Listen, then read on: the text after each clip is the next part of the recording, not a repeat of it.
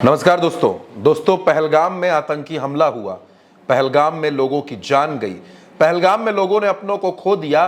पूरा देश गुस्से में था, पूरा देश परेशान था, मर्माहत था। हर कोई सरकार की तरफ उम्मीद भरी नजरों से देख रहा था कि प्रधानमंत्री नरेंद्र मोदी जो तीसरी बार इस देश के प्रधानमंत्री बने हैं, वो अपना 56 इंची सीना दिखाएंगे, पाकिस्तान को सबक सिखाएंगे, पाकिस्तान को घुटनों पर लाकर खड़ा कर देंगे। पाकिस्तान रहम की भीख मांगेगा, अपनी जान के लिए गिड़गिड़ाएगा।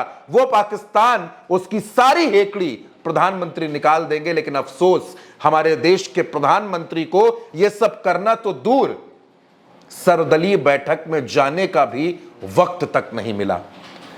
दोस्तों, सर्वदलीय बैठक बुलाई गई। 24 अप्रैल को यह बैठक बुलाई गई, शाम के वक्त यह बैठक बुलाई गई। इस बैठक में राहुल गांधी भी थे, मल्लिकार्जुन खड़गे थे, अमित शाह थे, कई और मंत्री थे, विपक्ष के कई चेहरे थे। सब मिल बैठकर यह मंथन कर रहे थे कि पाकिस्तान को सबक कैसे सिखाया जाए। लेकिन पूरी की पूरी सरकार का जो एक चेहरा है, जो नायक है, जिनके भरोसे डंका बजाने की बातें होती हैं, जिनके भरोसे गाल बजाए जाते हैं, जिनके भरोसे अपनी पीठ ठोकी जाती है, वही प्रधानमंत्री नरेंद्र मोदी सर्वदलीय बैठक से गायब थे।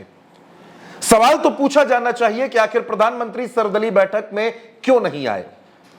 क्या प्रधानमंत्री के पास यह वक्त नहीं था? सवाल खड़ा हुआ। मल्लिकार्जुन खड़गे ने भी पूछा कि इतनी महत्वपूर्ण बैठक से प्रधानमंत्री गायब क्यों रहे? देखिए, सवाल हमने पहले से यही सवाल उठाया कि ऐसे महत्वपूर्ण मीटिंग में प्रधानमंत्री जी खुद रहना जरूरी है, क्योंकि वो जो निर्णय लेते हैं वो फाइनल होता है। खड़गे के अलावा असदुद्दीन ओवैसी ने भी ये सवाल खड़े किए कि क्या देश के प्रधानमंत्री के पास 1 घंटे का भी वक्त नहीं है जो वो इतने जरूरी मसले पर आ सके। अब सवाल यह है कि प्रधानमंत्री आखिर किस बात का इंतजार कर रहे थे? आतंकी हमला हुआ, पहलगाम में लोगों की जानें गई, लोगों ने अपनों को खो दिया, लोगों के आंसू नहीं सूखे। प्रधानमंत्री के पास इतनी फुर्सत नहीं कि वो अपने देश की इतनी चिंता कर सके। सिर्फ एक्स पर पोस्ट लिख देने से, मंचों से बड़े बड़े भाषण दे देने से कुछ नहीं होने वाला। जहां पॉलिसी बननी थी, जहां रणनीति बननी थी, जहां से यह तय होना था कि पाकिस्तान के खिलाफ हमारा रुख और क्या हो सकता है, उस मीटिंग से ही प्रधानमंत्री गायब हो गए। अगर एनडीए में सीटों का बंटवारा हो रहा हो तब तो प्रधानमंत्री पहुंच जाएंगे। अगर भारतीय जनता पार्टी में टिकट बांटने की बात चल रही हो तब प्रधानमंत्री पहुंच जाएंगे। किसी राज्य में भारतीय जनता पार्टी चुनाव जीत जाए तो प्रधानमंत्री अपना स्वागत करवाने के लिए भाजपा मुख्यालय पहुंच जाएंगे।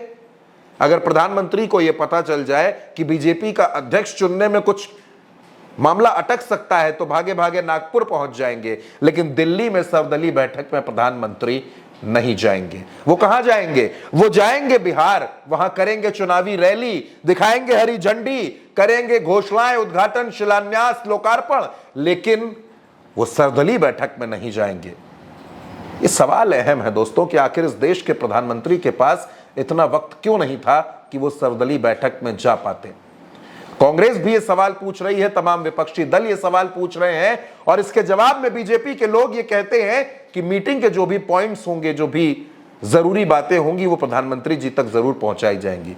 क्या प्रधानमंत्री इस देश के विपक्ष का सामना नहीं कर सकते, या फिर प्रधानमंत्री सवालों का सामना नहीं कर सकते? क्योंकि सवाल पूछे जाएंगे कि आखिर वहां सुरक्षा की जिम्मेदारी किसकी थी, इतनी बड़ी चूक वहां कैसे हो गई, कैसे वहां पर आतंकी चढ़कर आ गए। ये सारे सवाल पूछे जाएंगे और पूछा जाएगा कि 19 अप्रैल का दौरा क्यों रद्द हुआ था, इसका भी जवाब देना पड़ेगा। और सवालों से बचने के लिए प्रधानमंत्री ने सर्वदलीय मीटिंग से दूरी बना ली। दोस्तों, इस खबर पर आपकी जो भी राय हो, अपनी राय हमें कमेंट बॉक्स में जरूर बताइएगा, और उल्टा चश्मा यूसी को सब्सक्राइब करना बिल्कुल मत भूलिएगा। नमस्कार।